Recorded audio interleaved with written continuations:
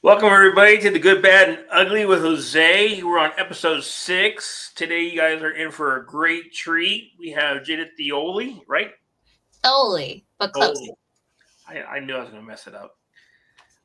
She's a good friend of mine. I think you guys can learn a lot from her, and I'm excited because I wish I knew what she knows at the age she is. So, without further ado, I'll let her introduce herself and tell you a little bit about her journey. So, take it away. Well, thank you. I appreciate it. Hello, my name is Jada Thoele. I'm 24 years old. I've been investing in real estate for about 3 years now, since 2021. And I'm currently a lender, and I like to work as a connector as well and helping people essentially find funding for their deals. So wherever if somebody's doing a flip or if they're trying to buy a rental property, a lot of times they'll come to me and we will either lend them funds directly, or I'll know somebody who will be able to lend on their deals, or depending on what state or market or whatever the situation is. Yeah, but you're not just a lender. You have rental properties yourself, right? So, okay, yes, ish, kind of. So, back when I started in real estate, it was back in 2021. I was actually going to college back then. It was right as we were getting out of the whole lockdowns and stuff. I'm here in California. So, um, when I was coming back into school, I wasn't too fond of everything after a while. I felt like, I learned anything while we were doing stuff online. Um, I wasn't really liking the whole energy that the school had, and after a while I'm pretty sure I saw some 18-year-old that said, I have a rental property and I get passive income, and that was like the thing that sparked the interest. And so every time I would walk to class, I would just be on YouTube listening to videos about corporate entities and LLCs and trusts and all these different things, because I started to want to buy a rental property. And so I had thought of buying properties at auction, because I started to think, what's the lowest barrier to entry? What's the lowest way I can get into a property to buy it? And although I thought that that was probably a good idea, I was also torn. I just had so much guilt and started making up this whole story in my mind. Like, what if the property that I bought, the family was like, they were a lovely family and the dad fell on hard times, or like, his back got injured, and because of that they lost the job, they lost the house, now the family's breaking apart. There's this whole thing in my mind, and so I was torn between what I wanted to do. And at that time I had found Pace Morby actually on a podcast. And for those who don't know who Pace Morby is, he is also a very seasoned real estate professional investor, and he is a little more well known in the community as well. He has his own real estate community called Sub Two, and that's what I joined. And essentially, he's talking about how to purchase property Sub Two, subject to the mortgage, which is essentially just purchasing a property and leaving the owner's mortgage in place. So you're buying the property but leaving the mortgage, so you're just making payments on that mortgage. And although intriguing at the time, because it's not a lot of money down, whatever, blah blah blah. I was not knowledgeable in real estate enough to really trust him. Join Sub Two because of that. But the thing in that same podcast, the thing that got me to join Sub Two was Pace had said, I help people get out of foreclosures. And that was the thing that sold me, because that's exactly what I was thinking about: foreclosures, auctions. And when he said that and he started talking about these different experiences that he's had and he's helped people save their homes, I felt like it was very much genuine. And that's something that means a lot to me. And and so yeah, I mean, it seemed like he was somebody who, because he was already attracting me, wanting to help other people. I was sure that he was attracting other people with that same mindset, and it was true. So I joined Sub Two back in 2021. I wholesaled a little bit. I would help people dispo their deals. So essentially, I would help people find buyers for their deals. And then in 2022, I started doing Airbnb arbitrage because of a challenge a couple of people were doing in Sub 2. I believe it was Tom Swan and Hung Mai that were doing this Airbnb arbitrage challenge because that's what they did. And so yeah, so I had gotten 3 Airbnbs that I arbitraged, and so what that essentially is subletting. So I was renting a property, and then I would sublet it and do Airbnb out of it with the owner's consent and knowledge. And so yeah, so that was back in 2022. In 2023, I from those 3, I got to 15, and I realized I did not like that, and so I went back down to 3. And since I've been managing them, I've run a wholesale team, and I am currently lending. So that's why I come in as like, I'm a lender, because I'm not looking to scale anything else that I've done, just the lending. I like to help people with that. Right. But I want to make sure that everyone kind of hears your story, right? Because, I mean, think about this. You're 21, have no real estate experience. Well, 3 years ago, Oh, okay. right? And you were able to scale from basically having no knowledge to 3 to 15 Mhm. uh, arbitrage properties, which some people are like, how'd you do that? Mm. Right. I can think of my own self at 21.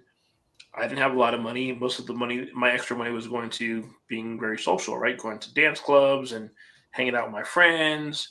I was not thinking about investing in an arbitrage property or even a rental property. That was not something that the people I hung out with um, thought of. So it's a very interesting story that you went from I'm going to college to I don't want to do this anymore. I'm gonna, and then you hear this video or podcast that motivates you or moves you to a point where you decide that this is a path you want to take. So I think that's awesome.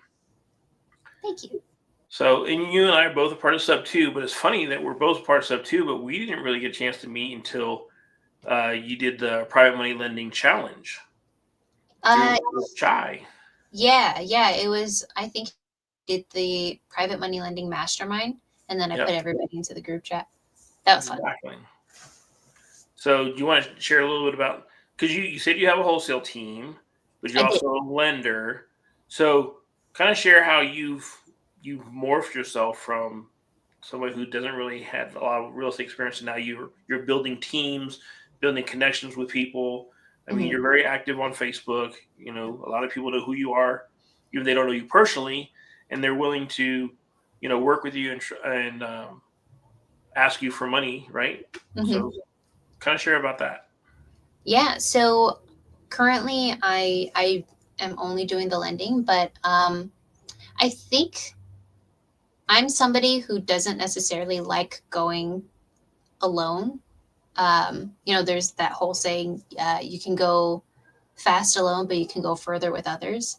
Right. And yeah, going further with others is something that always resonated more with me. I like, I think I was talking to some people a couple of months ago, and they were talking about different communication styles. And so there's, I think, like visual communication. So those are people that like writing on writing boards or having PowerPoint presentations and stuff. And then there's like I believe kinetic communication style, which they were talking about with me. Anyways, the reason why I bring that up is because another communication style that they were talking about that they saw in me a lot was I very much appreciate other people's input.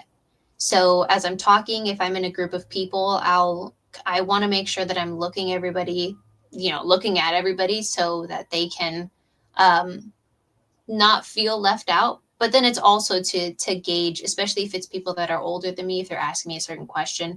I know that there is some sort of unconscious level that's also looking at them to kind of look at am I saying the right things or whatever it may be. Right. Um, but I mean, to also say that I like taking people's input. So if people are asking me a question, I'll answer as best as I can, but I'll usually ask them a little more about their questions. Or if I have a certain situation going on, I like ask, like, if it were personal, I ask my parents a lot of times growing up. Now that it's more business related and real estate related, I have wonderful friends and people in the sub-2 community that are very experienced and have been doing, deals for over a decade that I can go to now. And so I think that's what has helped me get to where I am now and where I'm going to be. I think just the fact that I'm not as, I don't know if it's embarrassed or shy or whatever it may be, but I think I'm more prone to asking people for help. And um, and not just that, I think when I was a little newer, I know I had a ton of questions, and then about a year in, I was getting more new people that were coming to me and had a lot of questions. And from that, I saw just how much time it would take up.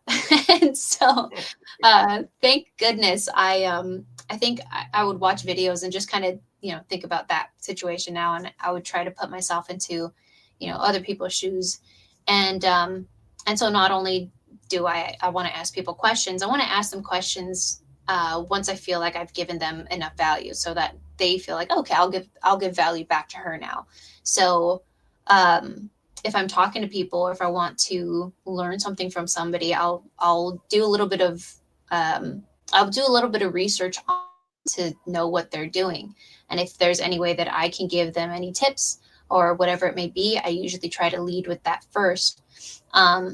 Because I think it's Alex Hormozy that had said, like, if you come to somebody and you could be like, hey, Jose, I love what you're doing and blah, blah, blah, blah. I think it's awesome that you're lending and that you have a podcast.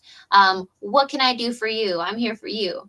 And Right. Alex Hormozy and other people have said, like, cool, but now you're giving them work to do. Like, I would be giving you work, asking, what do you need me to do? And it's like, Right. no, that's not the point. like you're not bringing value to somebody that you're trying to work with. Right. Yeah, and that's the whole thing. I think, like, I'm working to try to bring more and more value to people, whether it be people like a one-on-one kind of basis, or just to the masses as much as I can. And I think the more that you do that, the easier it is to just, I guess, find more success. Sure.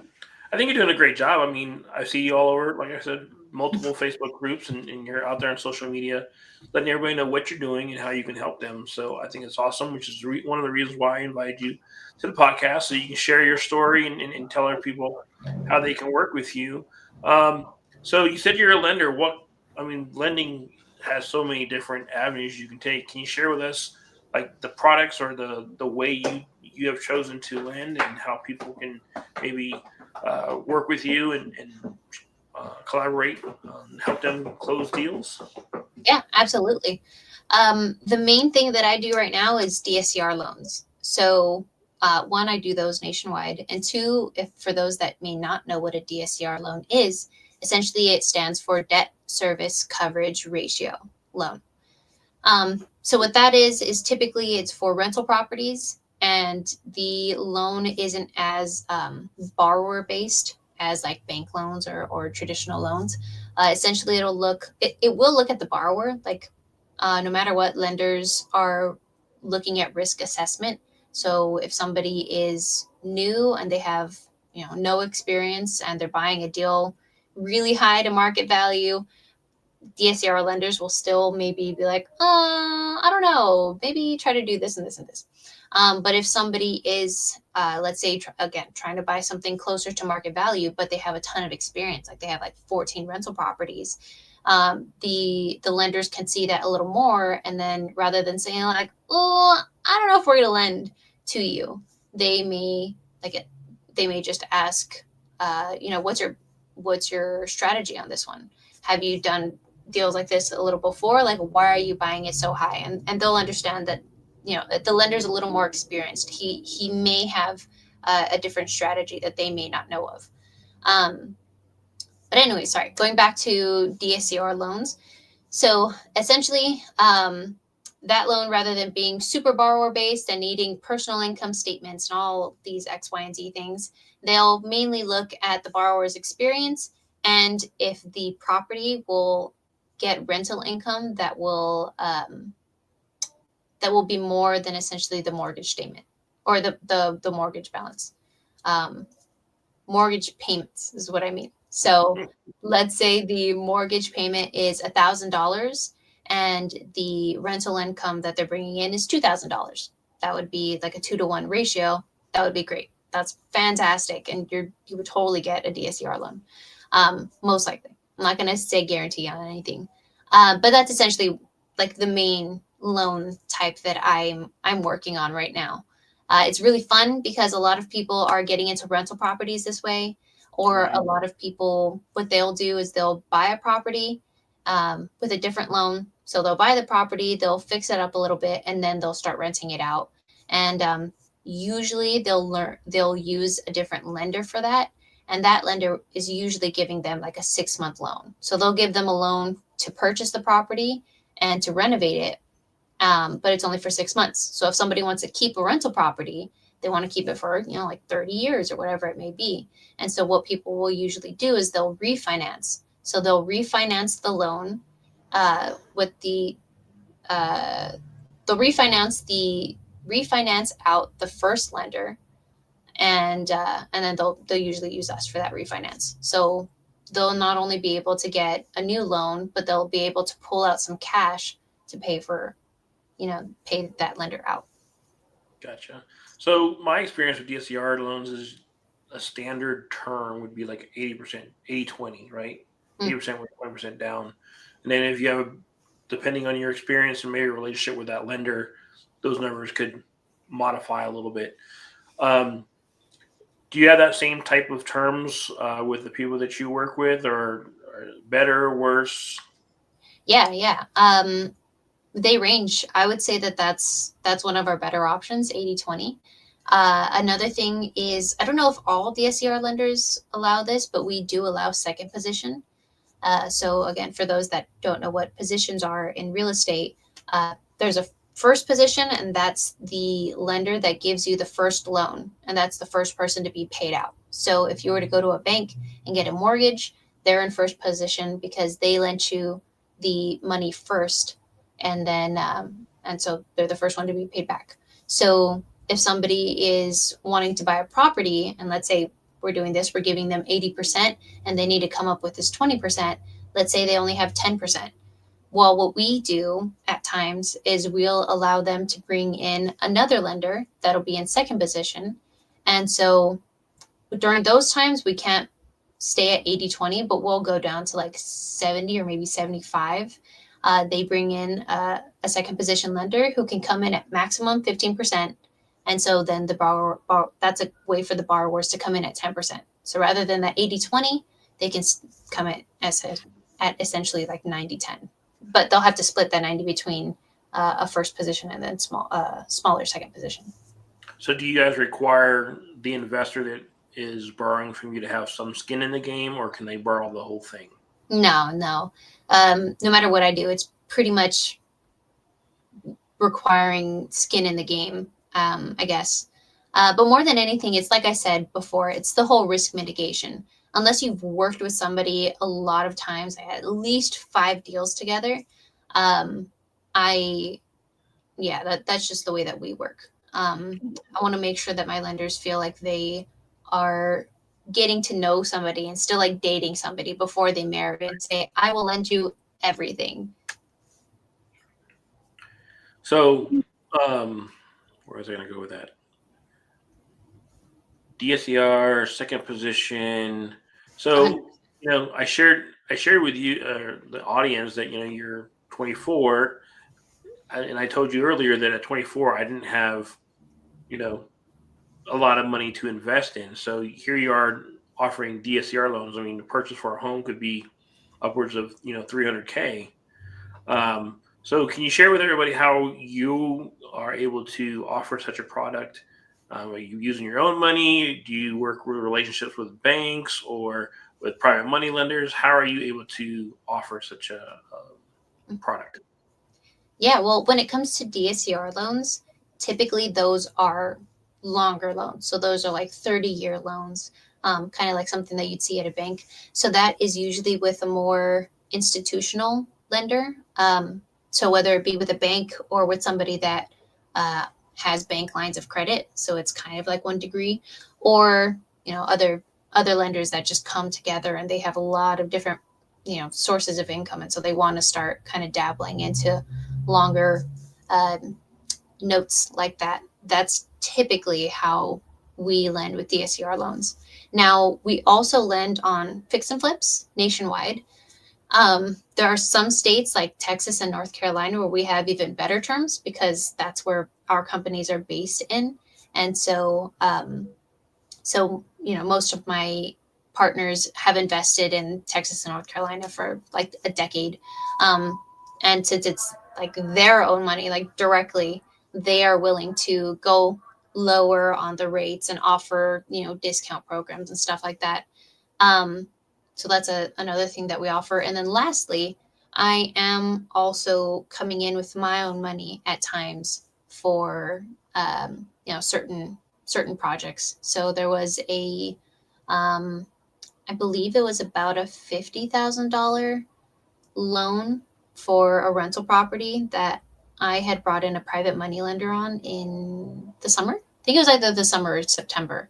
And so, yeah, it was something like that where we were putting in some of our own money, having this lender bring in a majority of the funds. And essentially what that is it's called a wrap loan, because it's both of us coming in, but rather than having a first position and a second position for this one borrower, trying to like match it with this. So rather than having two loans for this one borrower, we just wrapped those two loans together as one, and it was one loan to that borrower.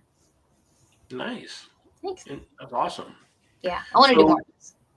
Of course. So where do you see yourself in, let's say, 5 years? I don't know. I am definitely still working on having a bigger vision for myself.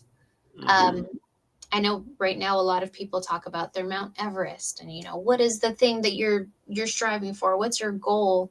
And I'm definitely still working on mine. Right now, I good that I'm able to bring to people by helping them invest in real estate successfully, and so that's my goal. I want to keep doing that. I want to keep doing more of that, and I think I just really like helping people. I want to make sure that I can help people like my mom or my dad or a ton of other people in sub two reach a point of, I guess, freedom to, what was the right word? Kind of like explore their own endeavors. Like my mom has a nonprofit, and I started in real estate as well. Almost, I forget this at times because it was really like I just want real estate because passive income seemed cool. But at the same time, she has a nonprofit where she's trying to house youth, or she's trying to find affordable housing for the youth in the community. And so as I was joining sub two, it was kind of a secondary thing. Like, okay, well, let me see what I can learn so that I can help her with that.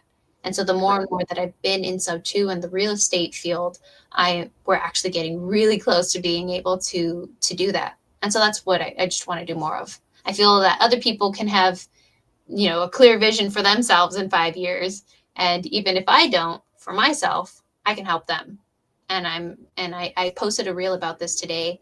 But the main premise of the reel was you get what I think it was like, you'll receive what you desire for others. And right. I genuinely want success for others. And so I feel like if I can help them with that, then it'll naturally come. Well, I mean, like I said, you give more than you think. I remember right after we met, I was leveraging our relationship, our friendship, and I had a TC in Michigan who had a deal in, I think it was Houston or Dallas, and I knew that you had a lot of connections in the area. I said, well, let me call Jada. Called you, and we couldn't figure out an exit strategy. I'm not sure you remember it, but the house, I mean, all the numbers seemed to be great, but it wasn't necessarily a co-living one because it was so far away from public transit. And I don't think I can't remember what it was, but I know within a week, not only were you able to find somebody who had a great strategy for the property, but you were able to basically dispo it for that investor, and they were able to close and sell that deal and make a little bit of money. So that was awesome.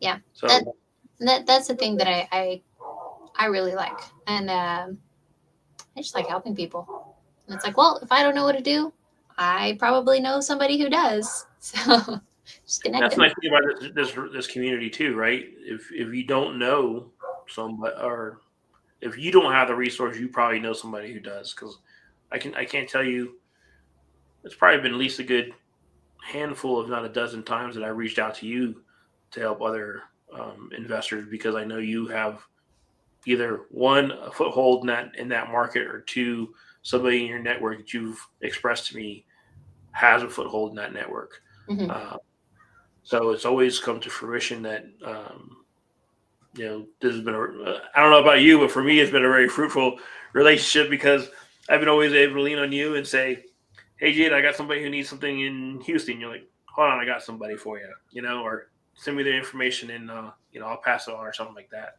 So, um, believe it or not, you help a lot more people than you think you do, even if you don't see it. So, That's really if I fun. haven't said it before, I truly appreciate you and everything you do, and I see you out there, and like I said, in social media land, right, on IG and Facebook, Mm. posting everything, and I, like I said, am in awe, because at 24, I was not even halfway close to where you are right now. So, kudos to you of what you've accomplished so far, and I know you're gonna do great. So, if people want to invest with you or contact you to see how they can, like, you know joint venture or collaborate, how can they get a hold of you? I would say the easiest way to get a hold of me is to just message me on Instagram. So it's going to be my name here. So just at Jada Thoele.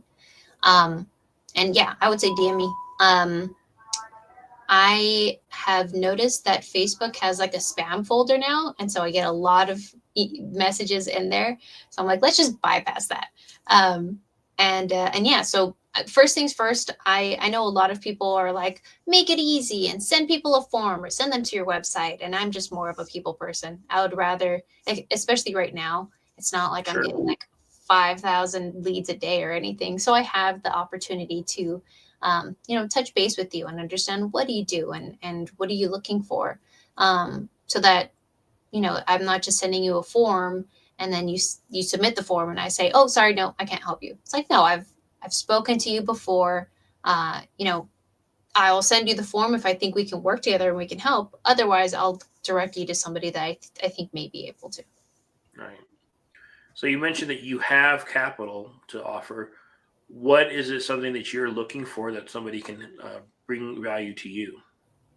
Yeah, I would say if you have a deal like a flip or a rental that you're looking to get funded, or you're looking for lending for, hit me up. I only lend in first position. And so a lot of people will hear that and go like, I already have lenders. Yeah, but they're not me. So That's right. And they may not be able to meet your terms. You might have better terms than them. I have some pretty good terms. Some people are asking me now. Now my kind of go-to answer is if somebody's like, okay, so what do your terms look like? I'm like, they look like the best in town. What do you need? And then I they love are. it. There you go. And you're nationwide, right? So Mhm. even better. Yes, Well, sir. awesome. Well, I appreciate you taking the time to jump on this podcast with me and tell us a little bit about yourself. I just want to end with the podcast. My podcast is called The Good, Bad, and Ugly, and I didn't ask you that throughout this whole time. So, can you share with us, like, maybe a good story you've had in your real estate career, and then maybe not so good, or like a lesson learned that you wish that you had known before you'd done it? Mm, yes, so many. I've had a lot of good deals, so I'm trying to think of. I think the one that I like to talk about the most, just because the numbers sound fun, is one of my Airbnbs that I have that I've been managing for a couple of years. Um, we got that one from somebody who's now a sub 2 student. She wasn't before, but she had sent it to me, and I said, yeah, let's do it. I want to get it. So I paid her a referral fee. Ended up going in on it with a couple other sub 2 students, Hung Mai, and I forget his last name, but it's another sub 2 student. His name is Prabha. He's based out of Dallas, and so we ended up all coming in on it together, and now we rent that out for 16,000 a month. So Oh, that's wow. pretty fun. That's good. Yeah. That's awesome. Thank you. And then trying to think of like a good story that I've learned from. One of them was when I first started, people were talking about gator lending and, lending to people for their earnest money deposits if they're wholesaling or buying a property, and all of this good jazz. And so I thought, cool, I can lend. I have a couple thousand, easy. And I didn't want to do it alone. Somebody had reached out to me and said, hey, I need help, some construction, some additional construction that I didn't know we didn't have in the budget came about. Like, we need to, I think it was like repave the driveway. He's like, do you have money? And I was like, sure. And I had gone to another sub 2 student that I know was learning about all the lending as well, because I wasn't really in that course. I was doing wholesaling at the time. And so I went to him and like, hey, you want to JV on me with this? Like, here's the info that I have right now. Do you think it's good? And it's like, we should lend on it. And he said, yeah. And so I trusted him, and I didn't verify, and that was a scam. So don't do that. I didn't even call title at the time. I didn't think about it. I was totally just basing my actions off of the sub 2 guy that I thought, knew everything. And even with him too, I was like, hey, I'm going to put like a majority. I put a lot of money into it. And I was like, you only have to put $600. So he's like, okay, cool. And then I was like, we're not getting that back. And he's like, okay, when are you going to pay me that $600? And I was like, excuse me, sir, I put in thousands and you're worried about $600? Right. What? So yes, verify, and don't just go to one person, and maybe go to somebody for help, like just verifying a deal that is actually very experienced in that type of deal. So I addressed this in one of my other podcasts, but did you do paperwork? Did you have any kind of no way to secure your funds at all, huh? No, not at all. This was back in like, I think early 2022 or late 2020. I can't remember. 2022. But you would not do that now, right? Oh my gosh, no. That's why I go with first position, because my funds are secured with the Right. lien on the property.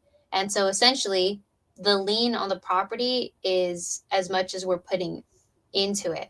So it's essentially like almost all of the equity. So like if anything happens and we have to foreclose on this borrower, like we'll have the property. It's fine. I did not have that. And the scammer was like definitely doing this a lot. I ended up finding a Facebook page saying like his name is a scam. I forget what it was. I think it was like, I know what you're talking about, and I don't have it pulled up. Miles It's like Taylor or Taylor Miles or something. real estate scams and something like that. Yeah, it was something like that. But yeah, don't go with somebody name those. Yeah. Yeah, no, I did not have any kind of paperwork or anything securing the funds at the time. And so after that, I did. Lesson learned. Oh, Good yeah. job. Yeah. Well, folks, that's going to end this session of The Good, Bad, and Ugly. Jada, thank you for being a guest on my podcast. I greatly appreciate it. And again, just in awe of what you've done and being a part of our community and what you offer. And looking forward to seeing what you do in the future. I know you say you don't know what that is, but whatever it is, I know it's going to be great. Oh, thank you. I'm ready to take you there with me. Let's go together. I appreciate that. Thank you so much, Jose. I appreciate you. I appreciate you. So until next time, folks, we'll see you later. Bye, Jada. Thanks for coming. Bye.